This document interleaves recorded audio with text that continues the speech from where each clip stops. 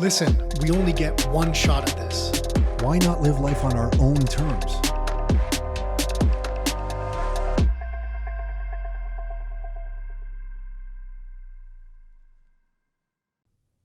Hey everyone, it's Tom Kradza, and on this episode of the Your Life, Your Term show, Nick and I sit down with Mike Desormeaux, and Mike's definitely one of those guys that changed the direction of our lives. He walked in here early. It was just myself and Nick starting this thing. We had a part-time assistant, and then Leslie Kitchen. Some of you may know Leslie Kitchen on our team. She's been with us forever, an amazing woman.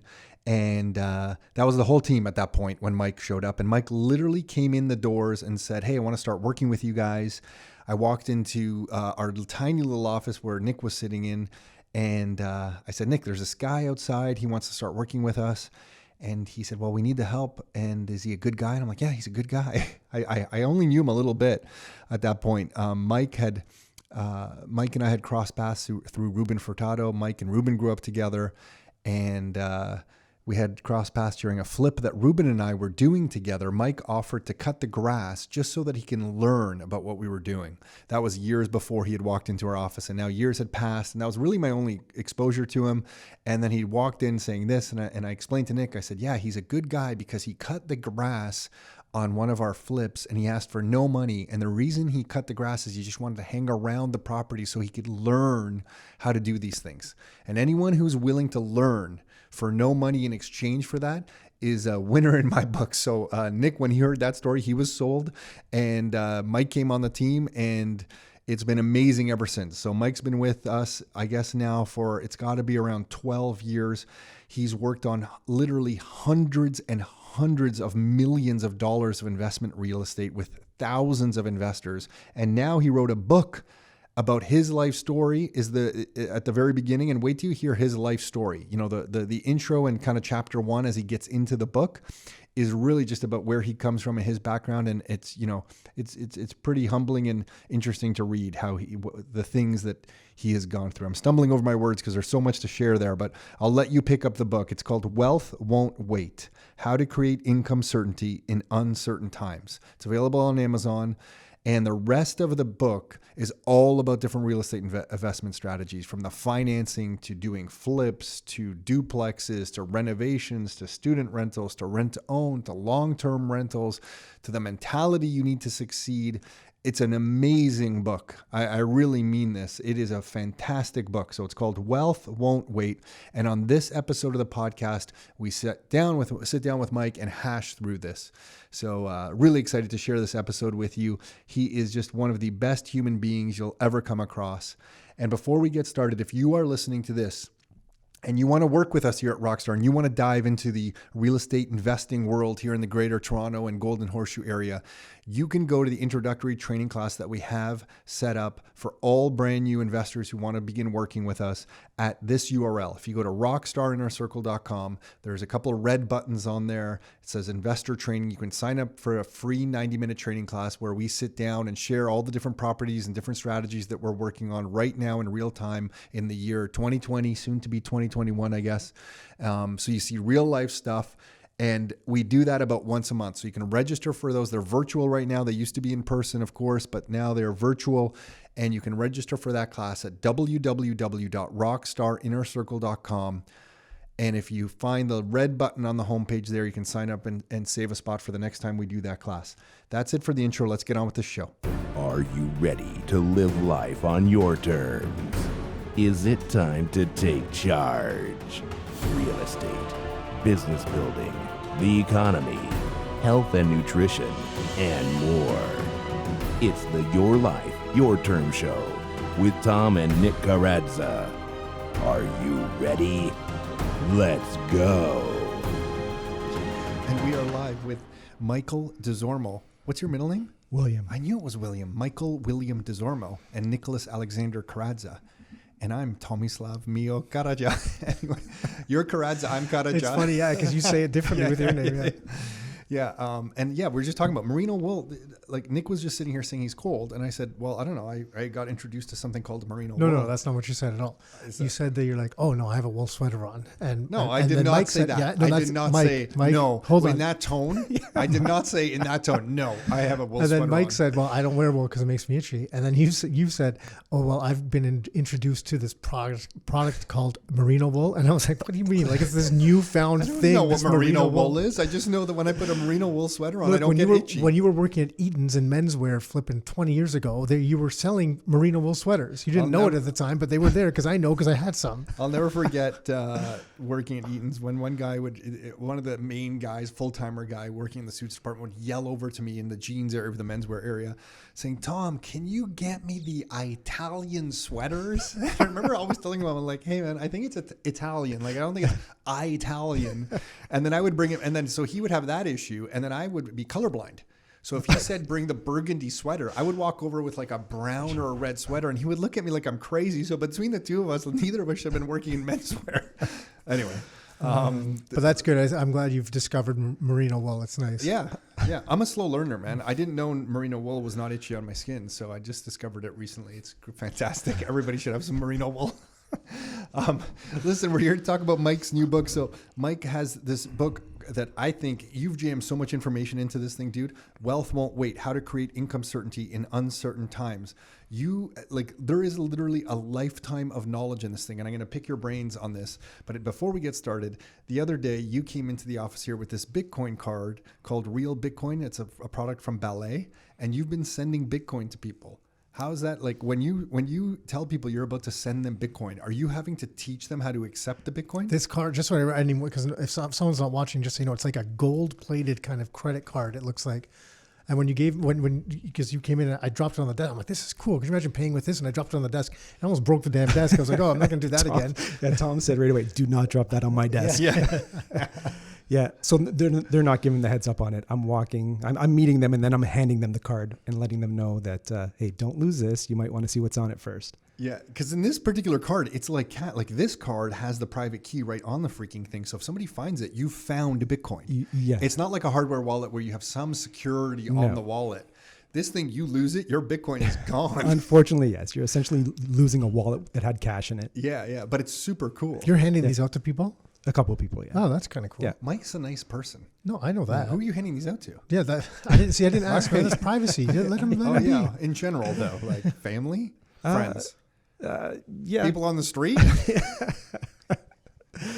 I don't think he wants to share. Answer. Okay, let's move on Answer. to the next one. Okay, so on the book, on the I'm intro. going to get 100 people asking me for these cards now, so I want to be careful with what I say. Edit. Mark down the time. That's edit. why you're being quiet. He's just not answering at all. This is amazing. Okay, listen, in the book, during the intro of this book, which I'm, we've talked about, you have so much experience and you're so modest with your real estate experience.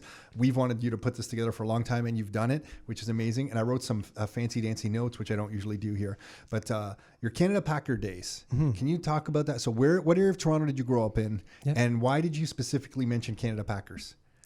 Yeah, Runnymede and St. Clair, which was a very different time back when we were there as a family. Literally 10 houses down the street was Canada Packers. So when we were kids, so I probably would have been around 10 or 11 when we first moved there.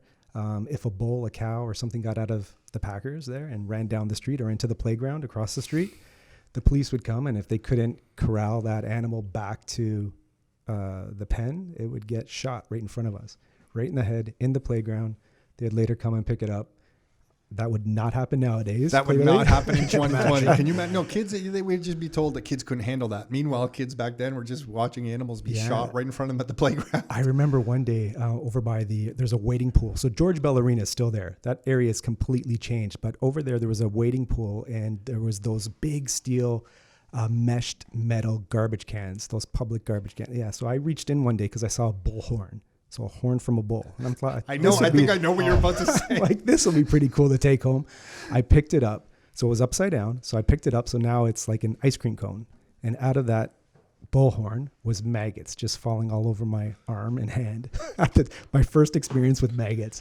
So needless to say, I threw it back in. I thought you were going to say you pulled out the horn and I it was thought the head. That's what I thought too. Yeah. There's the whole head in there. Yeah. Oh, yeah. As kids, we'd go down exploring the Packers, and yeah, unfortunately, there was live ones there, and also any ones that got escaped were just often just shot and killed like rape. So this would be in the 70s.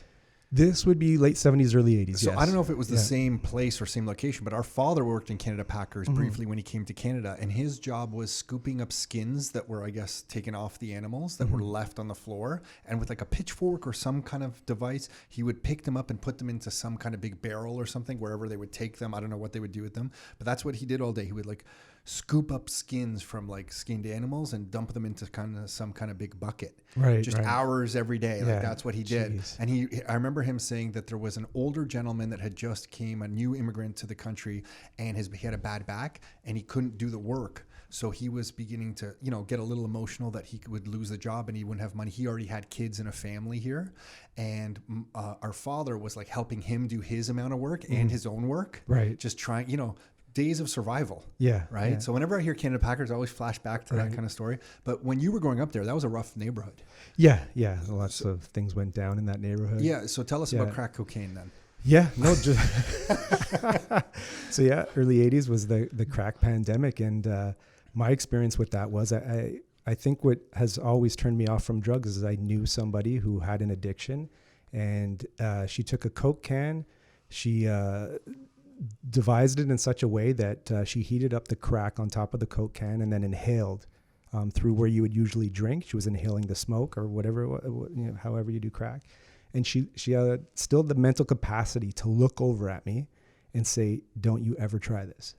And just somebody who's succumbing to an addiction, but still had the mental capacity to look at me as a kid and say, "Don't you ever do this," that just scared the heck out of me. So since then, just was never turned on to any sort of drug that scared the heck out of me. And then, I saw, a lot of people succumb to different things. I had a friend whose neck was slit nearby in a laneway. I saw plenty of gang fights in the area. I remember one was at a bingo hall that would also be rented out for different dances and whatnot. And I remember somebody getting killed at that bingo hall. And I was just a kid. I'd go over to the convenience store to play arcade games. Remember the 25-cent arcade games? Oh, yeah. So I'd go to this convenience store, and at that time it was, that night there was a party. The morning the police tape and whatnot was all up, but still I could see the bloody handprint down the wall where that person had succumbed. Yeah. And just stuff like that just stuck in the head. What about the drive-by shooting? Holy geez, I forgot about that one. Yeah, the first 10. I read whatever. This was all in the first 10 pages of this book. Yeah, and I was like, I just didn't You're put this reading down. Mike's book about real estate. You're like, this isn't about a book about real estate. This is a book about the craziest upbringing I've ever read in my life. Yeah. So same street. It was after midnight. We had a 2-story home. My bedroom faced the street. We didn't have air conditioning, and you could hear cars come up and down the street because it wasn't a very busy street. And I heard a car engine coming, but then stop. So then I just wasn't asleep at the time. I looked out my bedroom window, and then I saw the driver take his right hand over his left wrist, and in his hand was a gun. And then he just started shooting. And it was shot after shot driving down the road past our house. He wasn't targeting anybody. He was shooting into cars, into homes. And at that time, it didn't include, I should have ducked, right? But I guess because should have taken cover. Big time. But because he wasn't aiming up, no, he's just like, it was like leveled shots, like into cars and like you were on the second story? I was on the second story, Okay. looking down at him. So the gun was never pointed up. I'm sure if it pointed up, I would have ducked down. But they just took off. And then in the morning, you know what the crazy thing is? I went back to sleep after that. Did you have a bullet in your house? Did one hit your house? No, in the cars. So a couple neighbors had some bullet holes in their cars, and some of the houses got hit. But I don't know what happened. Why did you say that's the crazy thing that you went back to sleep? It was Well, normal. I think probably back then, But to me, I just went back to sleep, and in the morning, police were on the street and investigating. But What did your mom and dad kind of teach you during that time? What were you picking up from your mom and dad during that era? Because they're both working. Yeah, I think it was more from I wasn't really getting life lessons other than seeing the life lessons, like work hard, don't complain. that was it. Like, What do you mean? How did they teach you not to complain? They just told you, shut pretty up. much. Yeah, okay. Pretty much. Suck it up. Because you never keep complain. going. And the reason I say that is for those people who don't know you, you just never complain. You never complain about anything. Whenever a problem hits Mike Desormeaux, you're always thinking about the 3 steps ahead and the solution that you're going to take to it. And you don't even tell people you're doing that, because when Nick and I look over to you, you can just see your eyes moving and that you're thinking you're already on to solving the problem. Yeah. So Well, I owe that to my parents because I didn't see them complain. Yeah, got it. Yeah. Got it. And then what about when I say be kind, work hard, don't complain, be the best? What did they teach you to talk about being the best? Yeah, they would definitely. They instilled that in me pretty well, and that was so I used to play football, and originally it was, hey, if you can get a touchdown, this is what my parents would say to me, if you can get a touchdown, I think it started off with shoes, we'll buy you new shoes, and then it moved up to a tracksuit, and then it moved Pure to bribery. I was getting I love touchdowns, so it's like, okay, now you got to get 3 touchdowns. They eventually cut me off. Because you're a wide receiver at that point? No, I was actually quarterback. You were the quarterback. Yeah. Got So instead of passing the ball, I just run with it. Screw it, man. I'm getting my tracksuit, man. Forget you guys. Newest one's out at the store. Yeah, got it. That's carried through, man. Holy, your competitive side's funny because it's quiet competitiveness. Because when you first meet you wouldn't, like, a lot of people are like, oh, Mike's competitive? I'm like, are you Mike's the kidding me? nicest guy ever. He's not one of those competitive guys. We're like, no, I don't know about that. Mike is very kind and very nice, but he's very competitive as well. And what about be kind? They taught you to be kind? For sure. They were always kind to How did they teach you that?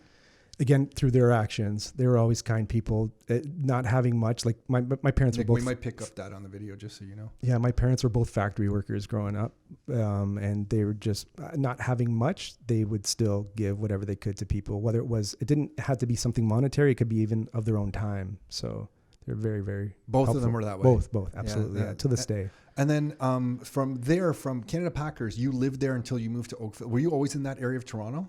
No, because then you were working security, right, for a little while? No. And then your journey kind of took you around to Oakville. Yeah. So unfortunately, my parents got involved with a business after saving up every penny they had. They bought into a franchise. That franchise didn't do well. We lost that house. And then pretty well for the next 5 years, we were bouncing around from house to house and sometimes not even having a house.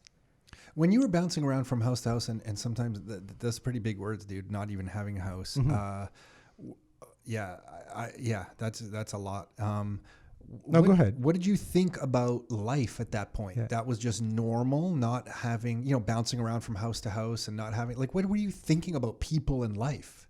Because I think Nick and I are very fortunate in that I don't think we grew up like, we grew up middle class. We had a house all the time. Right, there was definitely problems in our family financially and different things happening, but we had a roof.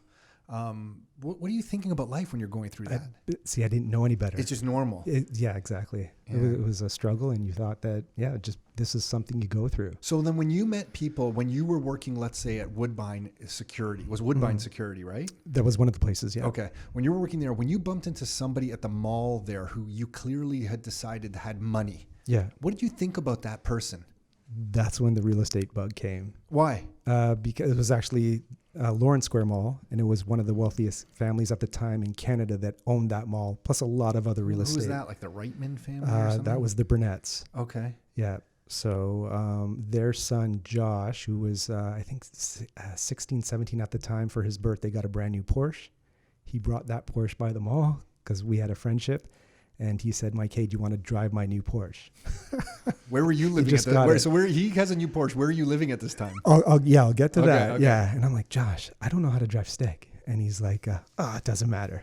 And I'm like, wow, this is like next level. At that time, that was a time where I'm doing security at that mall. I didn't have a place to live. So I got caught sleeping in that mall by the mall manager. The mall manager called the owners of that mall and said, hey, I'm aware that you guys have a house.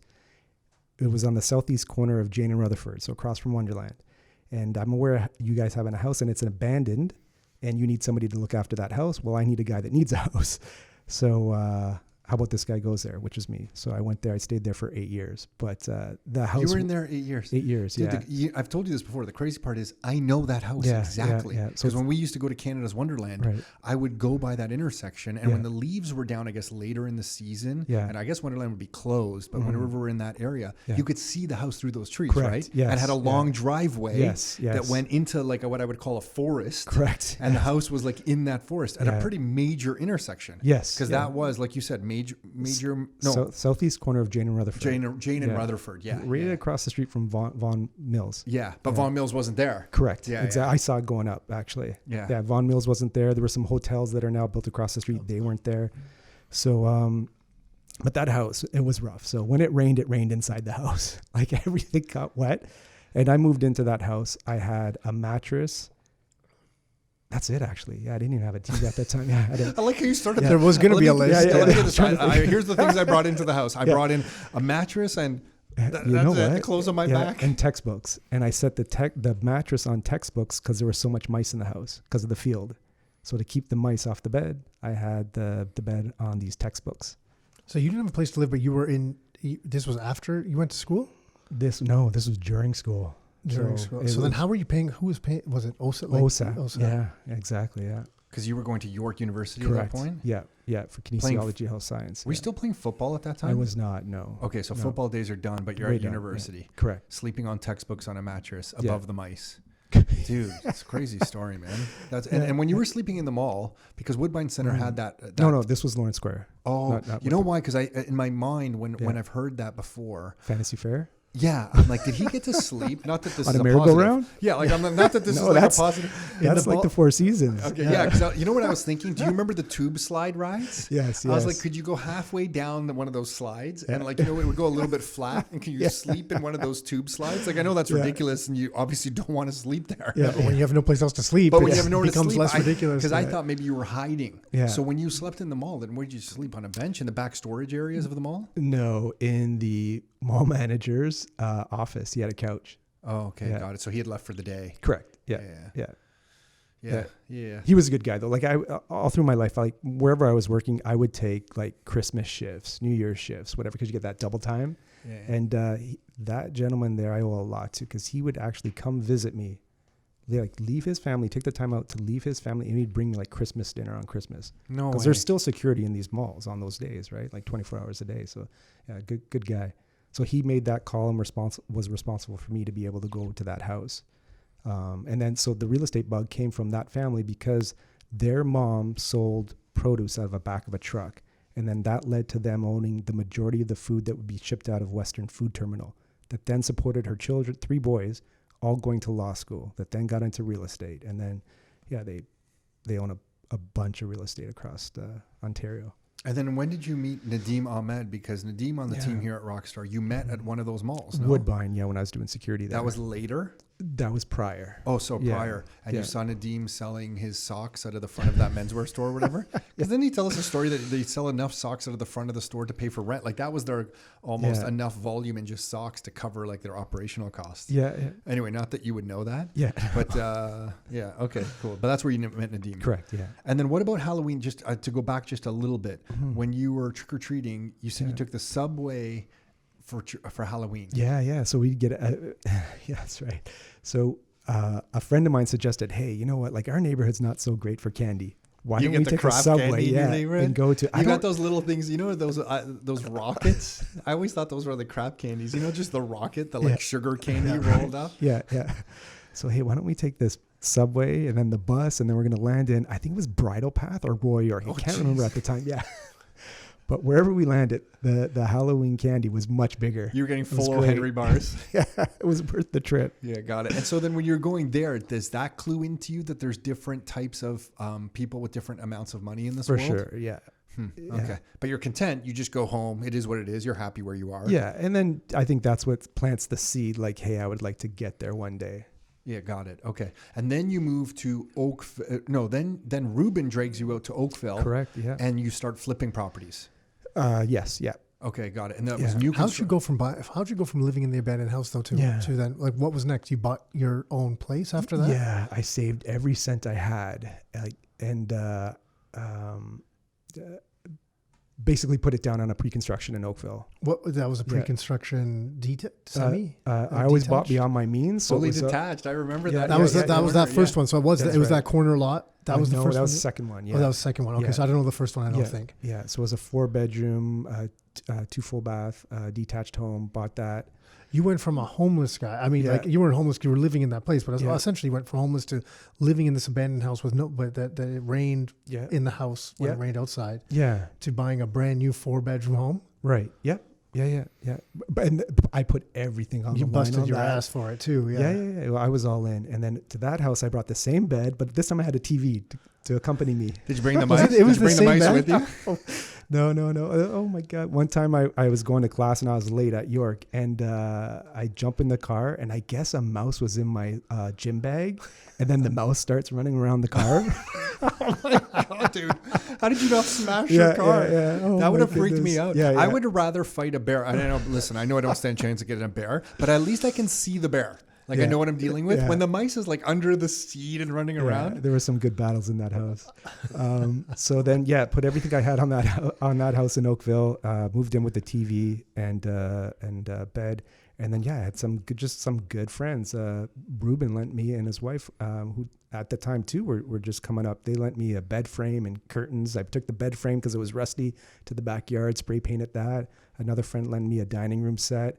And then I went to, there was no HomeSense at the time. It was Winners. I'd go to Winners. I'd buy picture frames. I'd go to the public library because remember, I'm all in. I have very little money left over. And I'd find black and white photography books. I'd photocopy those pictures. I'd slip those into the picture frames. I remember seeing that as your second flip. Yeah. I remember seeing that. They were really nice. Yeah. I'd stage the home. That's how I'd stage it and then sell it. And What were you eating at that time? Yeah, whatever not the greatest McDonald's, food. Sure. Yeah. That's what he's eating today still too. No, I'm just saying. Some things never change. At that point, I met Ruben, and every day he knew what was on sale at McDonald's. You remember McDonald's had the McDeal of the day or something? Yeah. And I'm like, Ruben, like, want to grab lunch? He's like, oh yeah, it's the fish McChicken today for 99 cents. And like every day, there he is, right behind us, right? He just walked by. We're talking about you behind your back, right in front of you. It was a lot of craft dinner for sure. Yeah, got it. Yeah. But that's crazy, man, to go in. And then you sold that house. So you sold that house. Did you make a profit from that house? Yeah, a little over 115,000. And then you went from that exactly to making were you just in shock? Yes. Yeah. And then didn't look back. Yeah, because then you went to the second one. Yeah. You moved into that one. Yeah. That's where we crossed paths. Was it on the second one that we kind of crossed paths? Correct. So that was on that house. And then I can't remember after that what you did. But then I feel like we crossed paths roughly around that time when Ruben and I were flipping a property around that time. And you were just offering to cut the grass to learn how to flip properties. Yeah. So it was right before that, I guess. Does that sound right? Or before you were doing it? You were still, okay. Yeah. Okay, got it. Yeah. So it was at that time, like I didn't know wealthy people growing up. Like I've seen wealth. And then when I would find out like, okay, like how do these people have this wealth? It was more often than not they had real estate. So whether it was the Burnett's that owned a ton of real estate, or an auto mechanic that leased out a shop that then bought the shop that then bought the commercial plaza. Like it was just, and the common denominator was it was real estate, and it didn't matter. Like these were all working like different classes of people. Like it wasn't just to you don't have to go to university for this. It doesn't matter what color you are, what age you are. Like it's. Yeah, it was a couple right moves and a little bit of hustle. Yeah, for sure. Yeah, for sure. Yeah. And that's kind of with the people I'm just reflecting back on some of the Rockstar members you've worked with, because when you said that, you've worked with all types. You've worked with the Arvin Khannas of the world, who's been on the podcast. Yeah. And he basically... He's a hustler too. He's a hustler. He worked at Tim Hortons, came here as a refugee. Came here as a refugee. I remember he shared he lived off of like a few $100s a month. Like we were like, what do you mean? How can you even live off that little amount? Right? Like, so I cut you off. No, that's what I was thinking. Yeah, in my mind, it was like $50 or a couple of hundred, whatever he was saying. Yeah, I didn't know what the number was. I forget. I just know it was a very small amount. I'm like, how does that even work? But now he's got multiple properties and he's doing really, really well for himself. But you've also worked with people like Steve, and Steve was a president or CEO of a company here in Canada, left that position and then picked up a lot of his own assets. And really, I would probably argue that a lot of his wealth creation came from owning assets when he met you and you helped him buy a bunch of properties. So you've met two different types of people: a refugee that's come to Canada, no, really, and helped them buy properties. Who started with like nothing. And to Arvin's credit, it wasn't all Mike Desormeaux who did that. It was Arvin's hustle. But you helped him steer around and get some good properties. And then you've helped the Steves of the world, ex-president CEO role, who's looking to create an income base. And you've helped him get into that kind of stuff as well. Right. Which is like just amazing to see. It is. Yeah. Yeah. When you see those two guys, is that the common denominator that what Nick just said? Like the hustle that you see from them? For sure. Yeah. Yeah. Got it. Okay. And then this book that you put together here, like, dude, I don't know. You know how much content you've jammed into this sucker? Like a crap load. But go ahead. No. Go ahead. Yeah. Early on, you talk about mindset. You need the right mindset. Why are you making a point to talk about that in a real estate book? I've been doing this for a long time. So 20 years in total. And then 12 years now at Rockstar. Yeah. I've helped many people. And we know exactly how we were just talking about it. You've done hundreds of millions of dollars in real estate. We won't say the exact number, but hundreds of millions of dollars. And you've worked with thousands of investors at this point. Right. Like, it's ridiculous. And believe it or not, some of my closest friends, they know what I do. And it takes them, and it's something that I'm not talking about. When we're at a barbecue or a family function, whatever, I'm not bringing real estate up. If somebody wants to ask me about it, I'd be more than happy to share, but it's not something that I'm bringing up. But it takes a while for people I find closest to you to get onto this sometimes. So I think except for the Bitcoin stuff, dude, you're sending people Bitcoin. Well, I'm forcing it on them. Yeah, got it. They're not asking for it. I'll stop talking about it. Sorry, I know people are going to ask you about that. But back to the mindset. Yeah. So I mean, if you're not ready for it, it's not going to happen. Regardless of what you see happening out there, you have to have the right mindset for this. The reality is like, I think some people still think that they can work hard and well, maybe it's becoming more obvious now. The middle class is becoming closer to being poor than they are to becoming wealthy. That's why I have wealth won't wait. Wealth to me is a moving target. It's not static. Something static is like, hey, I want to lose 5 pounds, or I want to gain 10 pounds. I want X salary this year. Like, those are static numbers. Wealth is not static. It is moving beyond us faster than people can realize.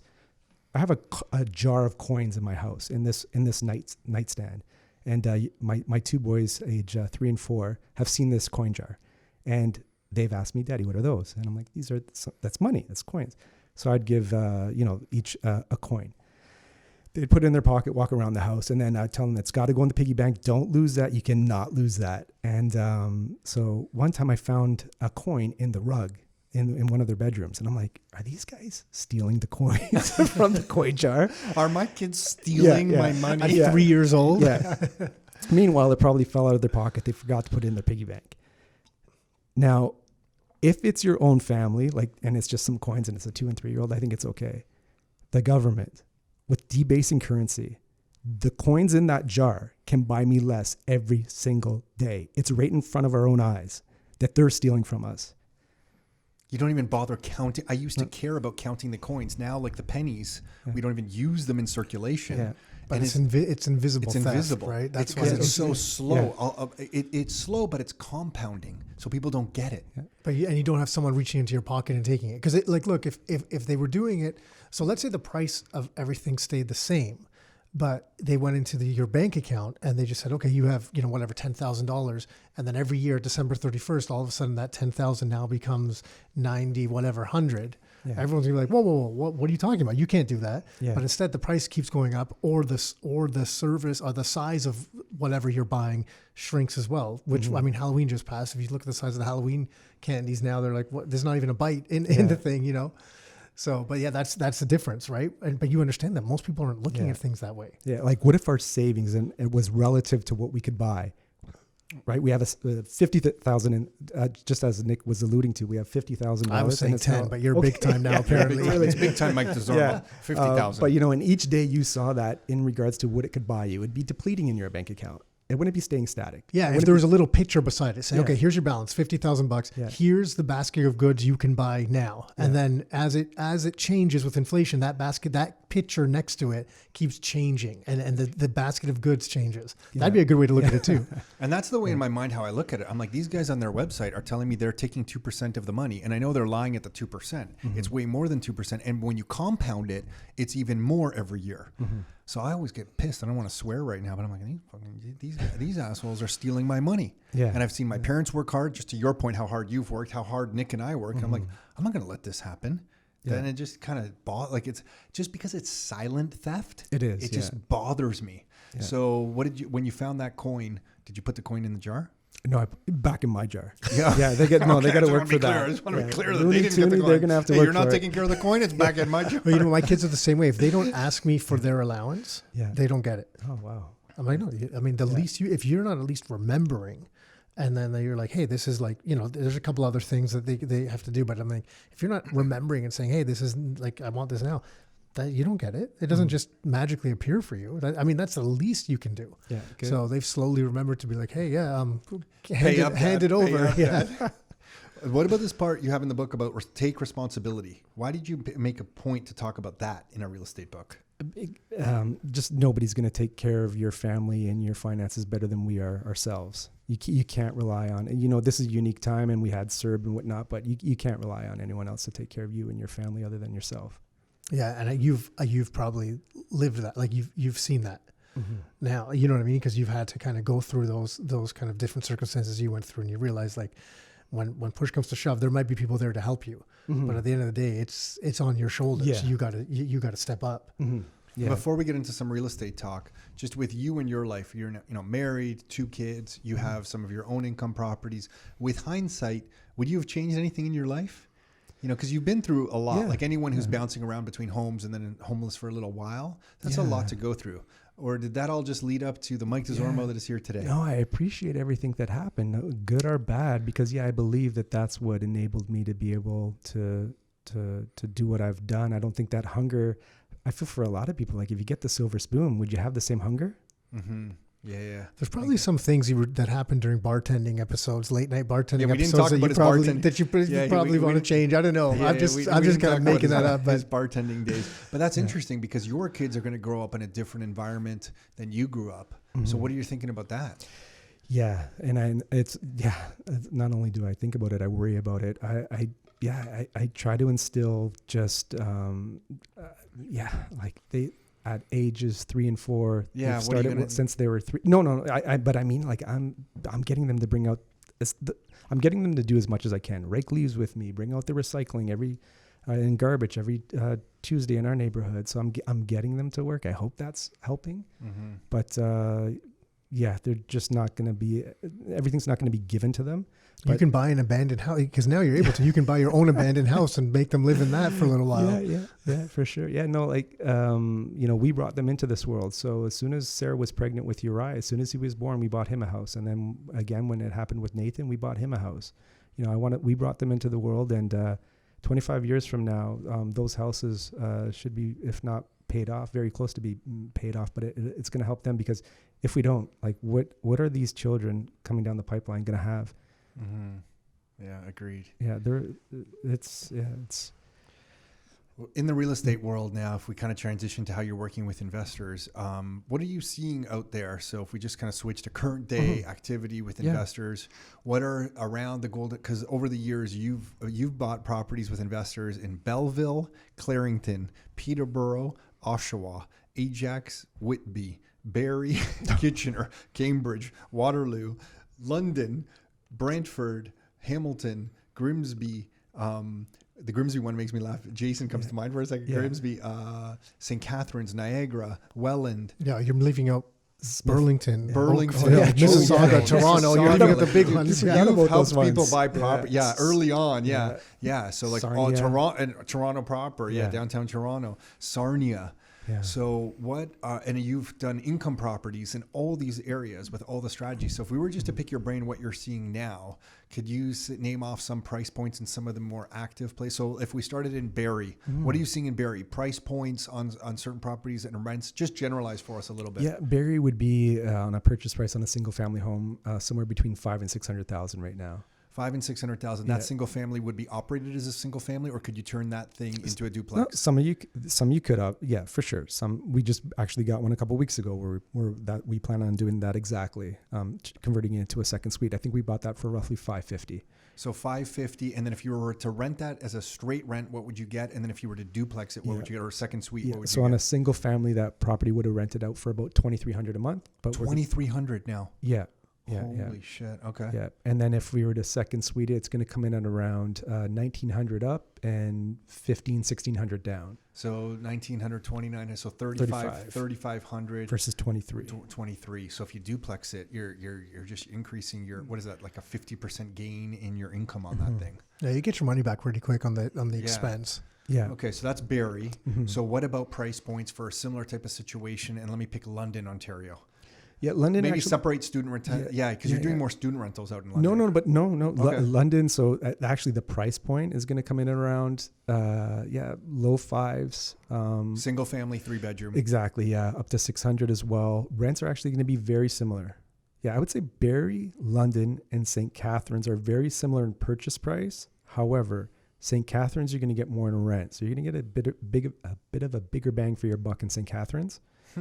I would have figured Barrie would have been slightly stronger on rent. No. Why do you think that? Just more people plowing into St. Catharines? There's a huge run on St. Catharines right now. There is, man. Yeah. And everyone thinks this is recent. We've been, how long do we think we've been out in St. Catharines? Maybe 6 years? I don't know now. 6 years? 5 years? You're having a big population base go that way. Like when you had Toronto, you had people from Toronto going up to Barrie, growing that area.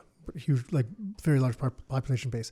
The thing about now out further west is you're having people from Toronto go out further west to that area. And then you're having other kind of larger population bases already. So something like Hamilton, that I guess when this started was population of Hamilton, I guess what 600,000, right? So then you had this other area that now was getting more expensive. So then they started going out there as well. And that's a pretty fair sized city in the grand scheme of things, even across all of Canada. So you had just a larger population base, I think, pushing out that way versus you didn't have a city of 500,000 people that was in between Toronto and Barrie, like, half hour outside of Toronto, and they're going up there as well. And I hate to do this, but we totally called this because when St. Catharines was early on and we were buying properties out there for like $275, $325.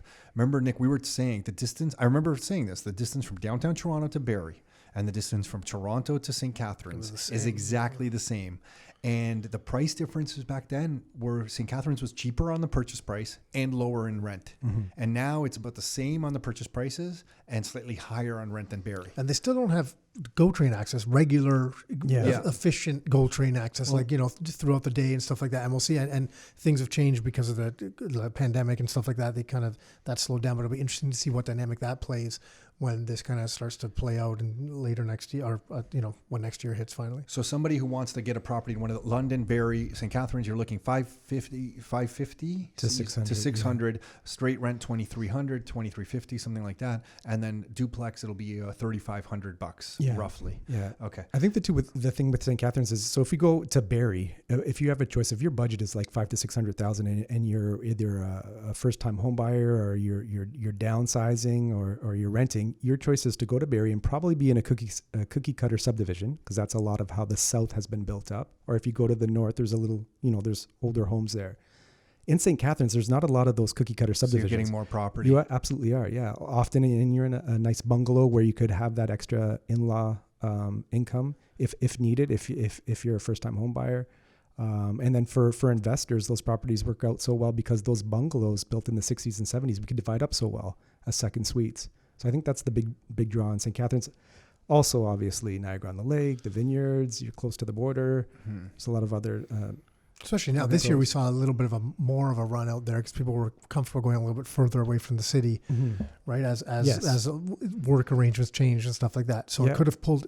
We don't know because there still looks like a lot of population coming this way. Could have pulled a little bit of demand forward there this year specifically, but it's been an ongoing trend for sure. I have a lady who I just helped buy a home. So she's a manager at one of the grocery stores in St. Catharines. And she said, Mike, 3 years ago, it was older people pushing walkers, and now it's women pushing strollers. No like way. The demographics changing. Yeah, that's interesting. Yeah, that's really so interesting. Yeah. Okay, so we skipped over Hamilton. What price is purchase price for single family home and then rents in Hamilton? Yeah. So when we're talking about what things are selling That was for, a lot of size, dude. Yeah, You start to I know, side big because time. it's you not like Hamilton. Because you're asking the typical questions. Hey, give me the one answer. I don't have so much time. I got to get through this. Yeah, what things are selling for and what they're listed for are two different things right now. Everybody seems to be using a marketing price. So a house that would sell for $550, they're using $499.99 as list price. $625 Yeah, is selling. exactly, Yeah. Okay. So Hamilton is absolutely on fire out of the 905 areas. Absolutely, 100% more than any other city right now. So tell me about the Hamilton Mountain then. Yeah, Hamilton Mountain. We're looking at about $600 to $650 easily for a decent single family. So that means home. we're going to hit 7 soon. Yeah, for sure. We hit that recently in St. Catharines on a 598 that's right. list. That's right. There were 13 offers. It sold for 717,700. The middle class is being destroyed in front of our eyes faster than I thought. I just hope that's because that's an unhealthy market. So because then what we'll see is those prices kind of level down a little bit, and then we'll be like, hey, look, all the real estate prices are coming down. You're like, yes, they're coming down because they jumped by 40% over the last 18 months. Yeah, the best analogy I think on that for is like prices in real estate go up and down like a yo-yo, but it's like you're doing a yo-yo walking upstairs. Yeah. You know what I mean? Yeah. Like it's up and down, but the long-term Yeah, trend is 100%, walking up the stairs. Where did you get that from? I don't know. I think I read it in a trading book, like a stock option I trading think you book. read it in that book right there. Really? Yeah. Did I? Yes, but maybe it's been written before. This one I think I did. I just plagiarized maybe. Yeah, I think Tom's plagiarizing you. Yeah, taking full credit. I think that one I did read a long time ago. To Did be you? fair, Yeah, okay. And it's funny Awesome. now that you say that. I remember reading it in your book. I'm wondering where you got that. Okay, Yeah. gotcha. But I can't reference it. I can't remember. Yeah, but on the rental front, like so we have some investors that had bought some condos, not with us. They've joined later, and they had some condos in their portfolio. On the condo front, I cannot get showings at some of these condos in Toronto, but out on the outskirts, we're getting multiple offers, whether it's to purchase or if it's from tenants. It's a completely different. And just to be clear for people listening, when you say you can't get showings, it's not that you can't get an appointment to view the property. You can't get people to come view the properties that are listed. Correct. Yeah. Yeah. And then these are in prime locations. We have one in the TIFF building right now that used to be leased, fully furnished for $3,000 a month. It is now down because that tenant left to $2,100 a month. You cannot get a showing. Yeah. We have one at Yonge and St. Clair. It's like a 30% reduction in rent. Yeah, we've dropped from $35.50 to $33. Now we're down to $31. And these were things pre-COVID where they would have leased no problem. This will come back eventually, but there's a tale of two sides right now where in downtown Toronto, it's a little tough. And what we have now is unit hoppers. So we're on one of the buildings, we have somebody that's already living in the building, but in a smaller unit, and they're trying to jump into our unit because from the smaller unit to the bigger unit, they can get it for the same price. We had someone here that works with us here that did that recently as well. Yeah. Now their landlord wanted to sell the unit, so they wanted vacant possession, or they made an arrangement they would leave. Right. And they're like, yeah, it ended up working out great for me. I got a bigger place, same price. They're like, I'm happy. Yeah. But to be fair, Toronto will swing back, and if for anyone, see, it's different parts of your own wealth building. Because if you're in a position where you are sitting on some equity on a bunch of properties already, you might want to look at Toronto right now and buy that TIFF building property because you're getting it at a good price. And it's an overreaction that people are going to be coming back into the Toronto core, right? And who knows, maybe it won't be to the point where that goes right back to where it was for a long time. But over time, if that's something you want in your portfolio, now's the time at least to consider Toronto. Right, whereas the media doesn't like it, rents are dead, the negative headlines are everywhere. Or to look beyond the short-term monthly headline about where things are at, right? So to get an understanding of like, look, okay, yes, things have softened because inventory is up versus supplies up versus demand. I think it's hovering around a 4-month inventory mark, which is high. It hasn't been this high in quite some time. And I have all the charts and I forget when it's been that high, and that's when prices can start softening a bit. So, and there's a number of units coming on next year. So maybe you wait and be like, oh, this is an opportunity. Let me see what happens in Toronto the first quarter of next year and see if these things start being absorbed, and then make your decision to your point. And then you're like, look, they're actually being absorbed. So I see that the demand is going to be there, or they're not. There might be a little bit of an opportunity coming up in the next 3-6 months, and then make your decision based on that. 100%. It makes sense. You just kind of look a little. It's when you get caught up in this like week to week, month to month headline about the prices are up this October or this November versus last November, but versus October. It's a trading mentality. Yeah, it's like who the hell cares? Like figure out what something might work into your portfolio, and then figure a time that might work for you to kind of get into the market, right? What about not Woodstock, Brantford? What about Brantford, Ontario? Price points, rent. Brantford were low 5s to mid 5s for a nice home. Rent wise, 2,400 for a single family, and if we're splitting it up, 19 up, 15 down. But then there's some anomalies out there. We have one where it's I have it here. It's 2,250 on one side and 2,150 on the other. So it's a single family that was split. It was a four level side split. Correct. That was split. Yes. Okay. Yeah. And so that one's generating, 22? What's that, 4,300, 4,400 or 2,150 and 2,250? Something like that? Sorry, guys. I'm looking for... Yeah. Anyways, it was like 40... Sorry, 2,200 and 21. So it's 4,350. And what was the purchase price on that one? 415. But then they put money into properly duplex. Yeah, significant money. So 415 plus renovations. Correct. But now they're generating at 4,350. So at 415 without the renovation costs, which I know this isn't fair. You're at the 1% rule on this freaking property. That's crazy that we're talking this way again. Okay, what about any other city? I want to ask you about some student rental prices. Any other city? Because there's more. But let's leave that for now. Okay. What about out in London for student rentals? Price points on homes roughly and types of rent you can expect. Yeah, so we tend to go after the most sought after student rentals right now, which is typically every room having its own ensuite. So they're about $630 to $650. If you're going utilities included? Utilities in, yes. Okay. Yeah. And I was just talking with one of the property management companies yesterday. So they're already filling units for next year. They are doing virtual showings first. So they've already gone through the stock that they know they're going to have to refill.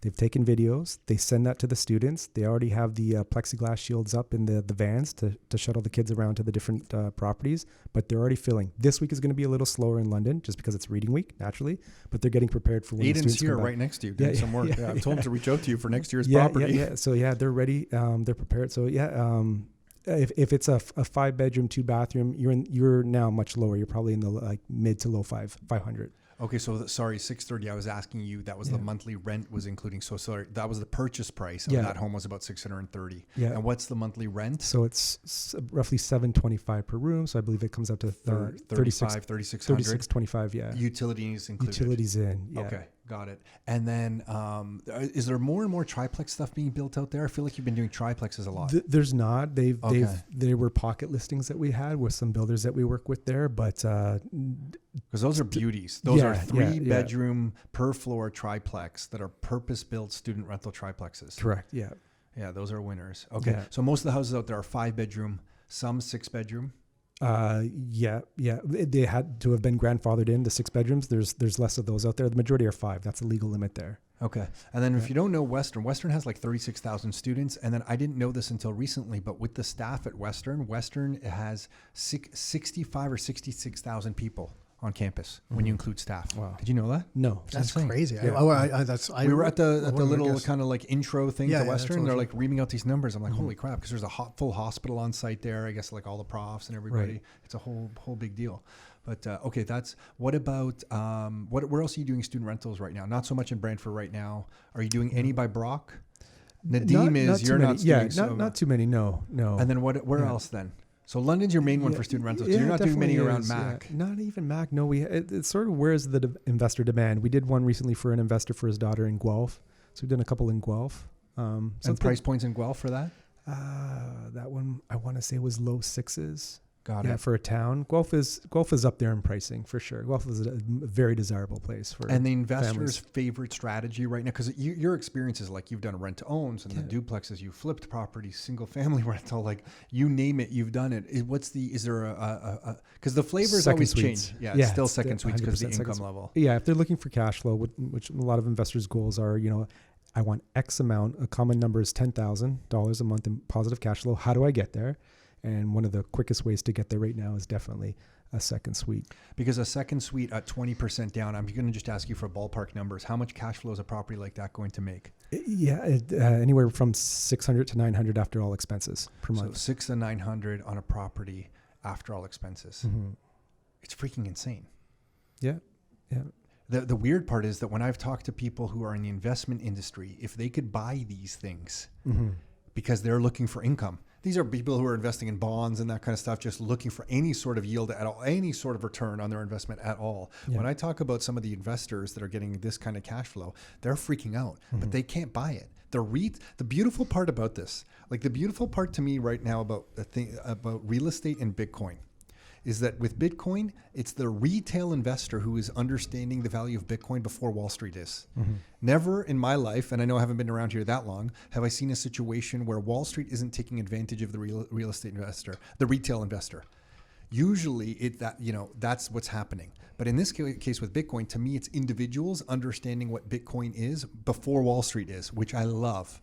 And then you have this real estate market right now where the REITs can't get involved in these single family homes because a REIT's not going to buy all these little duplexes. They don't have the property management, the infrastructure. It's funny that in the States, though, there's some big companies did kind of start swinging and buying up a bunch of single family stuff. And there's some still doing tens it. of thousands. Yeah, and there's some still doing it today. I think it was like BlackRock and some of these big guys. BlackRock, and there's one other major one. That was the one, and there was one other big one, and I forget who. And I don't know where those things sit today, but I mean, I think they own. And I know currently, because there's certain things with the real estate model where they'll be able, like the purchase and sale model, where there's companies that are just deploying AI and saying, okay, here's the price of that home, and we'll buy it off you, and so there's a lot more stuff going on. But you're right, in Canada, that type of stuff is just not doesn't really happen.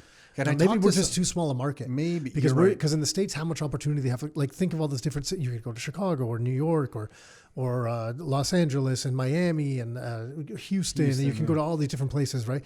Whereas in Canada, for that type of model, it's kind of like you come to the GTA. There's Montreal. Right. Yeah. And then you kind of got Vancouver. Yeah. Well, Vancouver doesn't have a big suburb. You can go well out of Vancouver, but Vancouver proper is kind of tight. I'm just saying, but for that model, like for them to kind of go en masse, it just becomes a little bit different. But there's still the opportunity, I'm sure. Which to me is amazing because we live in a world right now where the institutional investors have their hands tied because they can't get really at these properties. And we can. Like, I really feel like the opportunity right now is, and interest rates are on a rental property, like 2.15. I think that's about the lowest I've seen, 2.1. Actually, Dan might have sent one recently that was like 1.95. Yeah, I think 195. So. 195. Yeah. So 195 on the mortgage, and the rates are likely going lower, and you get these you get to control these assets, the cash flow. Yeah. It's insane. One of the keys with the second suites right now is, if you can, we try to negotiate these out where we're purchasing, but we're closing in 2 or 3 months. And with that, that's buying us time where we're sending the architect in right away to do the permit drawings, which we then take to the city. Now, we can't get the approved permit until the owner takes deed, but at least the permit is there. So on the day of closing now, the architect is going into the city, getting the permit stamped, construction can start the next day. And we're doing that now because of COVID. Permit process used to be 3-4 weeks. Do your drawings, submit, city approves you in 3 or 4 weeks. Now it's like 8 to 9 weeks. So instead of waiting till close and then sending everybody in to do drawings and quotes and whatnot, if you can get that done while you're waiting for the property to close, you're going to save yourself about 2 to 3 months on carrying costs. That's a good tip and a good strategy for sure. And I was just thinking about something. I'm going to play devil's advocate for a second. I have my answer, my belief. And I'm just thinking, what do you guys say to, because I'm hearing the story and this investor's buying it and then creating 2 units in there. There's going to be some people that think they're like, well, yeah, if it wasn't for these greedy investors, then the affordability for the houses, the prices would be lower and the affordability would be there instead of them having to chop it up and create these 2 units. So it's the investor demand that's actually skewing these real estate prices and causing this unaffordable market, because I'm sure you guys have heard that before. Totally. Right. So like, I mean, I know I have kind of what I think that the reality is around that. And I'm just curious, because I'm just wondering if someone's listening, there's probably someone thinking that. And I think the investor side is such a small dent in the market. Like, it really is. Yeah. It would be, at one point we knew that it was like 2% or 2% of all mortgages in Canada were investor mortgages. I think that was like 10 years ago. So yeah. It's got to be way higher. Well, way higher. If it doubled, it's 4. But yeah, that'd be an interesting thing to get more data on. And then the way I think about it is the monetary policy forces you to do that. Either you're going to own assets or you're going to fall behind. So the system that we're in, if you understand the rules of the game, you understand that you have to own assets. So the rules of the game, the foundational rules of the system that we are in, the economic rules that we play in, force you to realize that you need to own assets to stay ahead of the inflation theft that is going on, which then pushes you into asset ownership. Some people are going to go into stocks, other people are going to go and start their own business, and some people are going to go into real estate. If our savings went up in value more than real estate went up in value, and if we had hard money as the basis of the economic system, you would not need to go into real estate. And real estate, in fact, should not and would not appreciate. You could generate income from it, but your savings would go up in value and everything else would come down in value. And the fact that I say that and someone listening to this is going to be like, that is not possible. It's just not possible because our money is going down in value, which then in return puts assets up in value. If we just had a money system where the money was the thing of value, money would go up in value. We could work, our time and labor would be honored. We would be able to stay at home as we age because we would have savings that go up in value instead of working for the rest of your life. You'd have more spare time, more free time. You'd have a better society. But because of the way the system is set up, you're forced to go into these assets. And unfortunately, people are going to point to people who own assets as the problem. And it's only because of a lack of education, not understanding the basis of the economy is forcing these actions.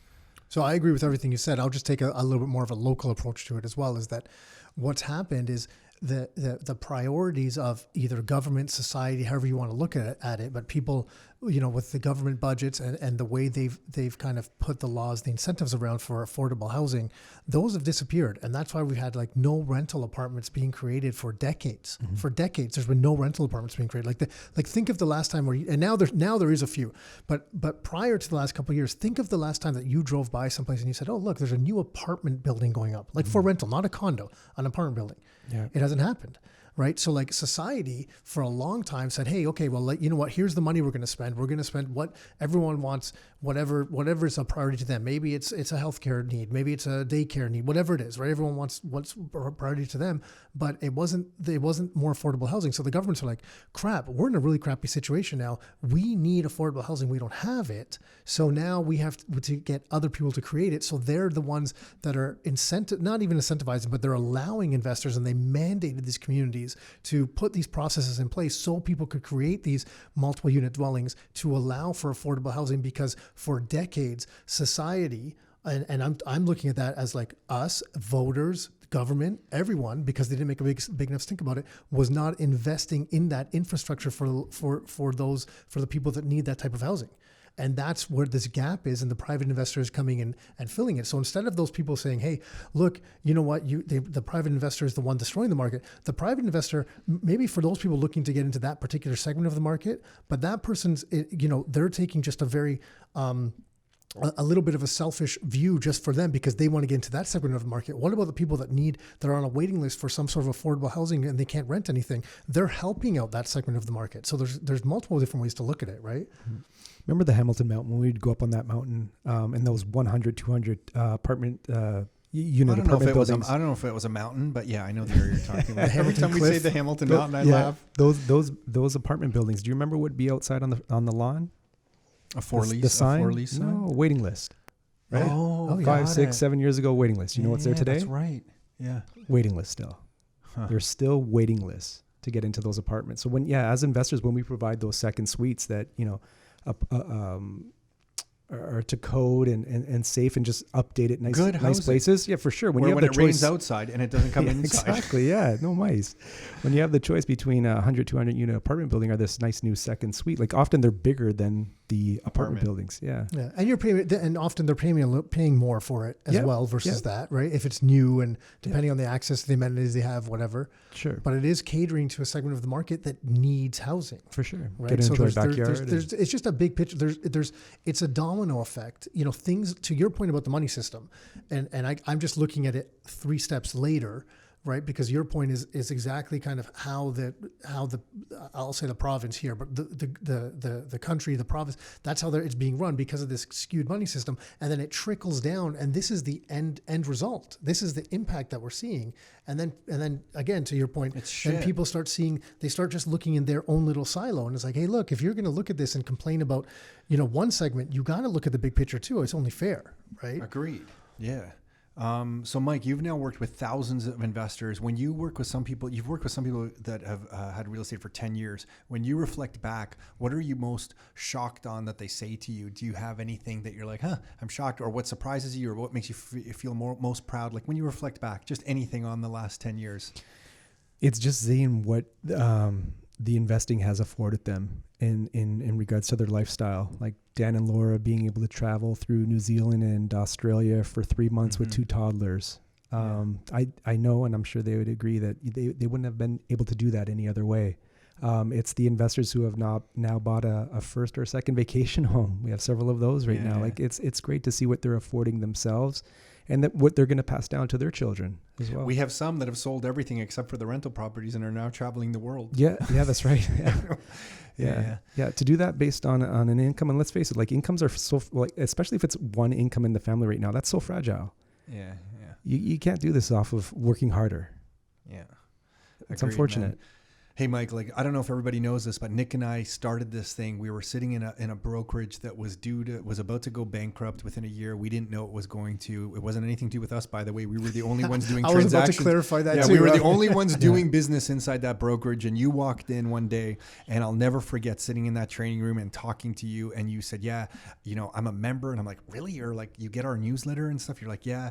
And I'm like, you said to us, I got my real estate license and I want to join with you guys and work with you guys. And I said, hold on. And I went back to where our little closet office was. By then we moved to one with the window, by the way. We had upgraded. You're right. We moved to one 3 with the window. people in the one office. Yeah, a lot of people in there. But, and I'm like, Nick, there's this guy, Mike, outside, and he's a good guy and he wants to work with us.